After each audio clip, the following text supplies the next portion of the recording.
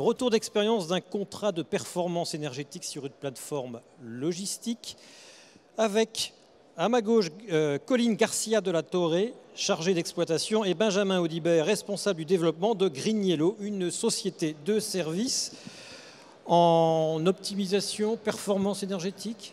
Exactement. Je vous laisse la main. Voilà, merci. Alors, dans le cadre de cette conférence sur la green logistique, donc nous sommes la société Green Yellow, société française de services énergétiques. Donc nous sommes basés à Paris, nous sommes une centaine de personnes et nous gérons actuellement 500 contrats de performance énergétique, donc en France principalement, sur des plateformes logistiques, sur des magasins, des grandes surfaces alimentaires. Et donc, nous avons souhaité aujourd'hui partager avec vous un retour d'expérience sur un contrat de performance énergétique qui est en place qui tourne depuis 2012, donc sur lequel on a un retour, j'ai envie de dire, assez important. Puis ça fait 4 ans que le CPE est en fonctionnement. Et donc, c'est une durée qui nous semble pertinente pour commencer à en tirer quelques conclusions. Alors, pour commencer, une petite définition du contrat de performance énergétique. Donc le contrat de performance énergétique, c'est un contrat conclu entre un maître d'ouvrage et une société d'efficacité énergétique et qui vise en fait à réaliser des économies d'énergie qui sont garanties moyennant la mise en place d'équipements et donc d'investissements. L'idée étant que les économies d'énergie financent les investissements. Donc, tout à l'heure, on a parlé de l'aide.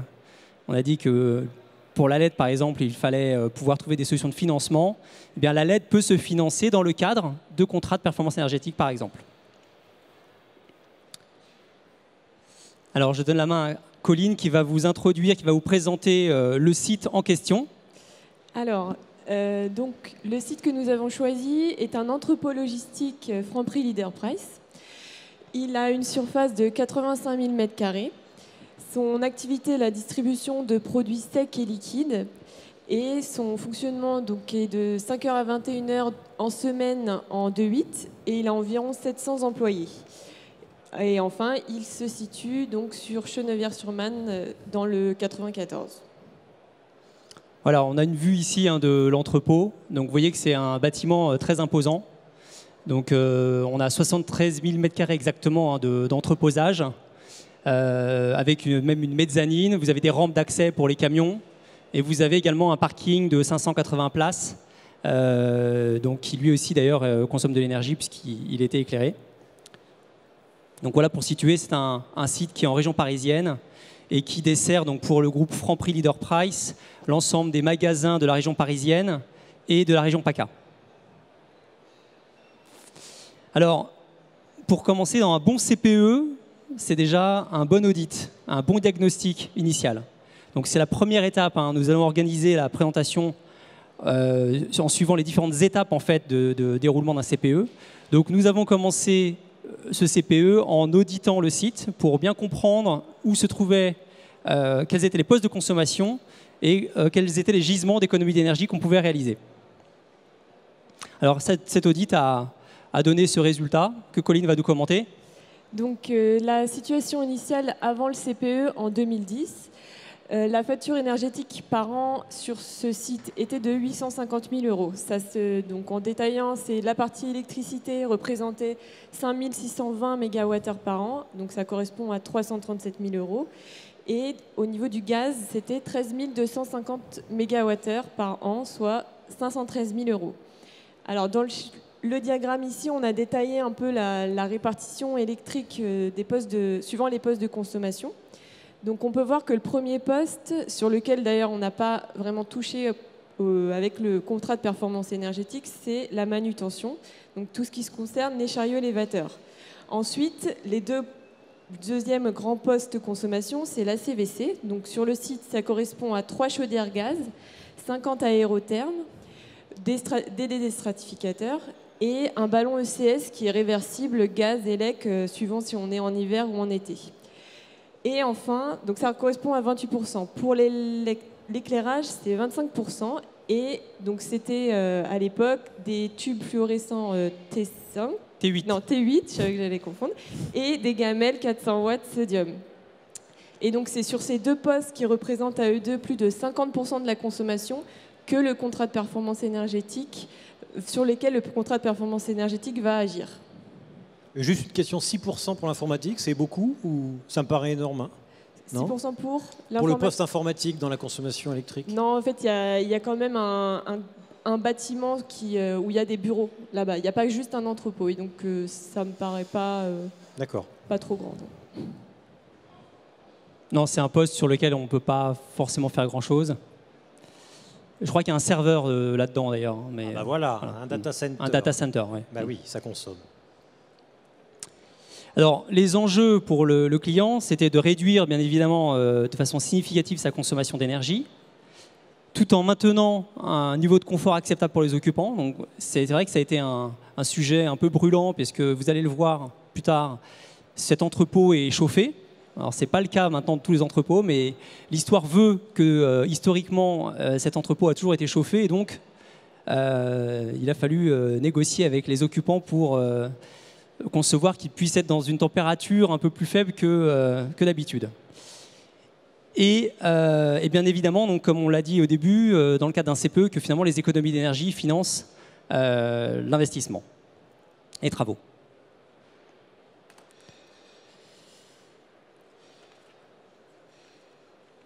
Alors, on en était à l'audit. L'audit permet d'identifier les actions d'économie d'énergie qui peuvent être mises en œuvre. Ces actions, donc, elles sont présentées aux clients. Elles sont présentées aux clients sous forme d'un contrat de performance énergétique. Ce contrat de performance énergétique, qu'est-ce qu'il dit? Il dit on va faire des travaux, on va mettre en place des équipements. Ces travaux, ces équipements vont permettre de réaliser tant d'économies d'énergie qui sont garanties. C'est très important, donc on garantit les kilowattheures. Et ces économies permettent, sur la durée du contrat de performance énergétique, de financer les travaux et les équipements. Alors, ça finance, mais en plus, ça permet un gain immédiat pour le client final. Parce que vous le verrez à la fin de cette présentation, on a fait un bilan économique des 4 premières années du CPE et on se rend compte qu'effectivement, les économies d'énergie financent l'investissement et permettent néanmoins quand même une économie dès la première année aux clients.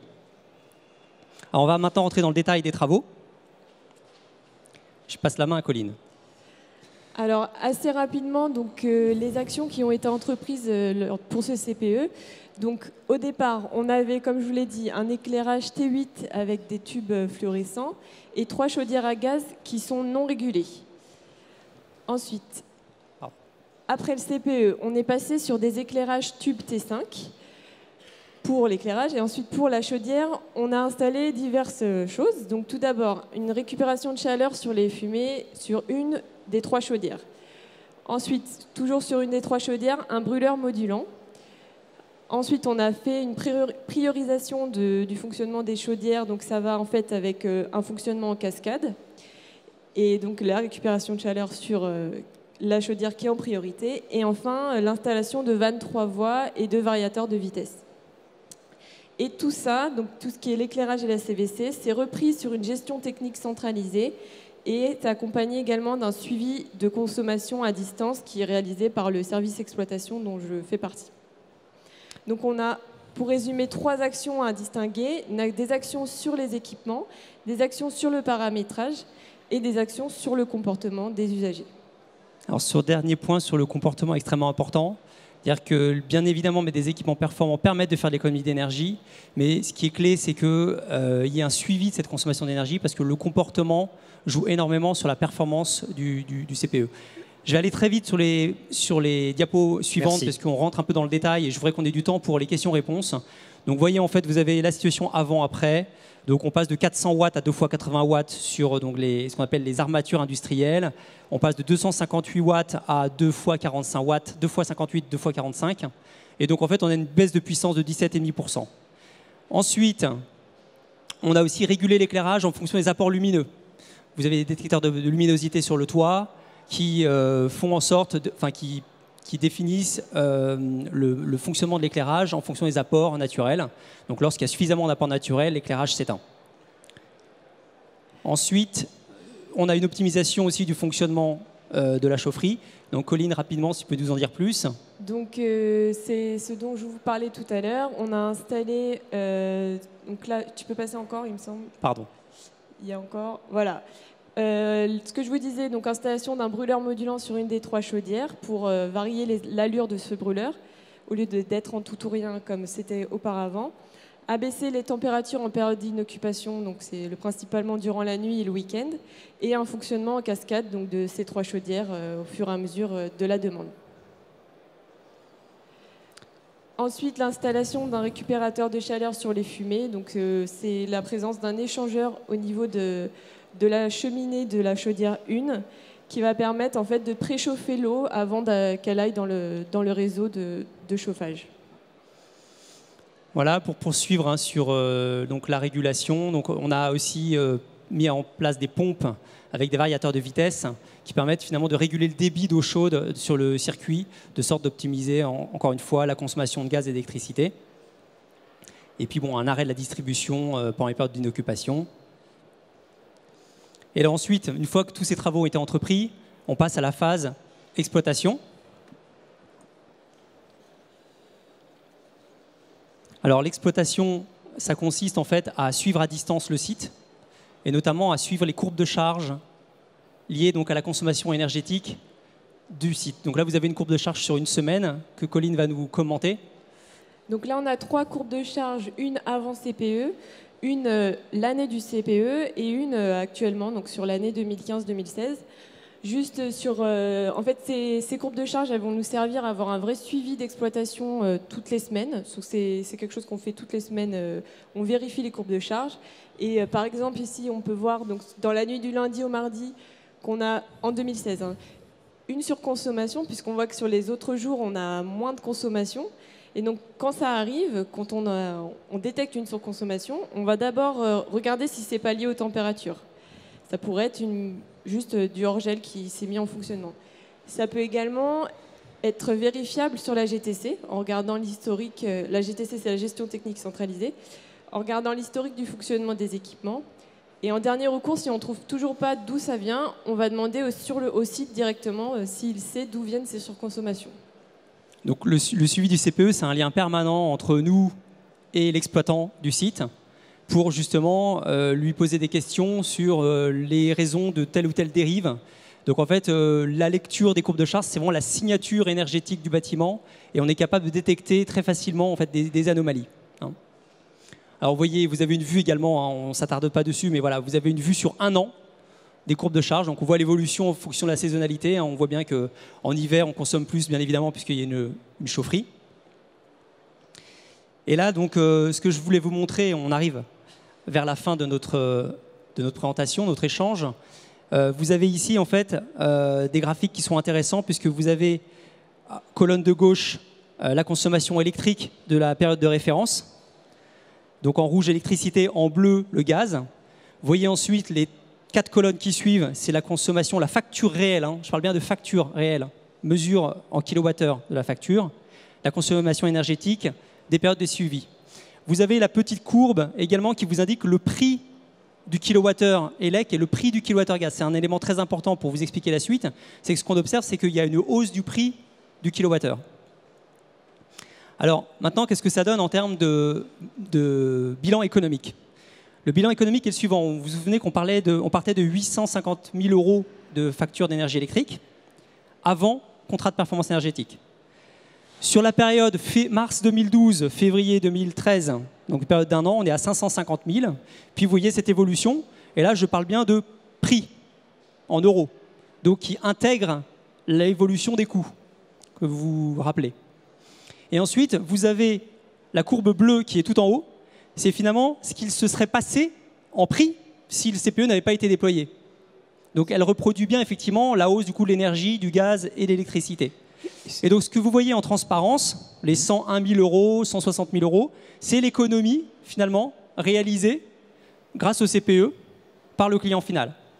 En rouge, c'est la redevance qui est versée à Green Yellow au titre de l'opérateur du contrat de performance énergétique, puisque comme vous pouvez l'imaginer, remplacer tous les éclairages, mettre des variateurs de vitesse sur les pompes, mettre un récupérateur de chaleur, tout ça, c'est un coût qui a été pris, j'ai envie de dire, en charge par GreenYellow et qui est mis à disposition du client en contrepartie d'économie d'énergie. Et donc, en contrepartie de quoi il nous paye une redevance pour qu'on puisse effectivement rembourser le capital investi. Que vous calculez comment la redevance? C'est un pourcentage ou c'est vous calculez, vous prenez une marge sur l'économie réalisée? Comment vous faites? Alors, cette redevance, elle est calculée sur la base des économies d'énergie qui sont réalisées. Donc, on regarde les kilowattheures réalisés. Alors, il y a un tunnel, bien sûr, hein, d'objectifs. On ne peut pas être sur la ligne. Donc, il y a plus ou moins 5% de variation possible. Au-dessus de ce tunnel, donc, si on surperforme, on se partage les gains. Et si on sous-performe, on compense la redevance. En fait, si on se trompe de 10 000 euros, et ben la redevance sera de 10 000 euros moins chère pour le client. Voilà. Et donc, on regarde les kilowattheures économisés et ensuite, on les multiplie par le prix réel de l'énergie de l'année de suivi. Voilà. C'est comme ça qu'on obtient finalement cette redevance en rouge qui effectivement fluctue. Alors, ce qui se passe, c'est qu'en fait, le montant, il est fixé. Et à la fin de l'année, on fait les comptes, on regarde si finalement, en fonction du coût de l'énergie, est-ce que finalement on ajuste en plus ou en moins la redevance. Et ce qu'on voit ici, c'est qu'on est à 740 000 euros d'économie sur 4 ans, ce qui fait que finalement sur 4 ans, on est quasiment à 1 an de consommation d'énergie économisée. Voilà. Colline, si tu veux dire un petit mot sur du coup, les gains prévisionnels, les gains annuels réalisés. Voilà, très rapidement. Donc, ce qui était estimé lors de l'audit qui a été fait sur ce site, c'était qu'on fasse 31% d'économie d'énergie sur le gaz et 23,6% d'économie d'énergie sur l'élec. Et donc, quand on regarde la performance de cette année, de 2015-2016, on a amplement atteint les objectifs puisqu'on est à 115% pour le gaz et 125% pour l'électricité. Alors pour finir, finalement, c'est quoi les points clés d'un CPE réussi? Déjà, donc, c'est la première étape qui est essentielle, c'est de bien mesurer la période de référence, puisque c'est elle qui est finalement le juge de paix de la performance, de la mesure de la performance du CPE. Après, c'est de faire les bons choix technologiques. C'est de choisir des solutions qui, à la fois au niveau de l'investissement et finalement de l'économie qu'ils permettent de réaliser, sont performants, avec des bons ratios. C'est bien sûr de bien acheter. Bien évidemment, hein, il faut négocier les prix d'achat des équipements pour que le CAPEX ne soit pas trop élevé. Un autre point qui est très important et qu'on discute avec notre client, c'est l'implication du personnel. Le personnel peut planter complètement un CPE s'il n'est pas, j'ai envie de dire, informé en amont, formé pendant et sensibilisé de sorte que dans ses actions, il soit partie prenante finalement du CPE. Et puis, bien évidemment, le suivi de la consommation est pour le coup, j'ai envie de dire, incontournable, puisque c'est lui qui permet de vérifier que la performance est là, et c'est lui surtout qui permet d'éviter que des dérives s'installent dans le temps, puisqu'en fait, nous, de façon régulière, donc hebdomadaire, on vérifie que la performance est au rendez-vous. Voilà. Donc voilà les clients avec qui nous travaillons. Hein. Donc on a des foncières, on a des entreprises de la distribution, voilà, chez qui on a mis en place des CPE ou chez qui ça en passe de l'être. Voilà, je vous remercie de votre attention. C'était un petit peu rapide. Si vous avez des questions, on peut y revenir dessus avec plaisir. Vous avez de la chance, elle arrive tout de suite la question. Moi, il faut que je la cherche habituellement. Bonjour, présentez-vous. Cathy Polge, Supply Chain Magazine. Vous avez commencé par présenter l'audit en disant que le premier poste concernait la manutention. Alors, pourquoi vous n'avez pas agi sur ce poste? Est-ce que c'était parce que vous n'aviez pas les leviers de la part du client ou est-ce parce que vous ne saviez pas faire? Un peu des deux. Non, en fait, la manutention, c'est chariots élévateurs, en fait, hein, qui sont électriques et qui sont chargés. Nous, on n'est pas du tout experts dans les chariots élévateurs. Le choix, c'était déjà fait par le client et on n'avait pas vocation, si vous voulez, à remettre en question ces choix techniques. D'autant que les investissements avaient été faits, enfin leur choix avait été fait, c'est pas des investissements d'ailleurs, mais en tout cas, ils étaient tenus sur cette technologie pendant un certain temps. Alors qu'il y avait d'autres postes, type éclairage ou chaufferie, où là, il y avait vraiment, on arrive en fin de vie des équipements et ça avait du sens de mener les actions. Monsieur, bonjour. Bonjour, Pierre Bouvelot. Comment se définit la durée du CPE? Est-ce que c'est l'objet d'une négociation avec le client ou... J'ai pas compris le... Comment se définit la durée du CPE? La durée. La durée. Alors oui, la durée du CPE, il y a un très mauvais retour en fait. La durée du CPE, en général, c'est 8 ans. Après, ça va dépendre effectivement du CAPEX, des investissements initiaux, de l'économie d'énergie qu'il permet de réaliser. Donc, plus l'investissement est faible et plus l'économie réalisée est importante, plus la durée peut être courte. Donc, la durée des CPE, c'est très variable, mais en général, sur en tout cas ce type de CPE où on intervient sur une chaufferie, sur des éclairages, sur des aimants un peu lourds, on est sur des durées de 8 ans. Mais donc, c'est un calcul en fait, tout simplement. C'est fixé par la loi, non? Non, pas nécessairement. Non. D'accord. Non, on peut faire un contrat, si on veut faire un contrat sur 5 ans, on peut faire un contrat sur 5 ans. C'est rare que ça descende en dessous de 3 ans, puisque faire des actions qui se payent sur les économies d'énergie en 3 ans, c'est pas évident. Donc, surtout des actions de cette ampleur, j'ai envie de dire. J'ai vérifié, Benjamin, la loi date de 2006. D'accord. Voilà, le CPE existe depuis 2006. Mesdames, Messieurs, notre question. Alors, il y a peut-être une question qui est pourquoi vous n'avez pas mis de la LED? Parce qu'effectivement, on a mis des T5. Ça, la réponse, c'est juste que le CPE a été mis en route, a été lancé en 2011. Et qu'en 2011, sur des éclairages de très grande hauteur, le produit LED n'était pas encore mature, n'atteignait pas la performance qu'on aurait voulu. S'il fallait refaire ce CPE aujourd'hui, une solution LED aurait fait sens, quoi. Alors, moi, j'en ai une. Je suis très surpris par vos courbes. La courbe de moindre consommation ne chute pas. Autrement dit, les économies sont pérennes. Or, on sait, on en a parlé tout à l'heure, qu'il y a un effet rebond qui fait que les efforts finissent par se relâcher, par que les économies réalisées finissent par ne plus être au rendez-vous. C'est lié à quoi? Vous avez formé les personnels, vous avez un compteur qui vous permet de les alerter. Alors ça, c'est une question pour Colline. Alors Colline qui exploite Colline exploite les CPE, donc elle est vraiment au quotidien sur les courbes de charge et sur ces sujets-là, donc elle va vous expliquer mieux que moi comment elle s'y prend. En fait, comme on l'a dit à un moment, j'ai parlé de gestion technique centralisée, et donc VIA, c'est des ordinateurs. J'attends peut-être. J'attends.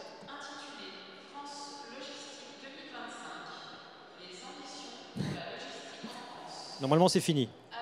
Ah non. Ah non.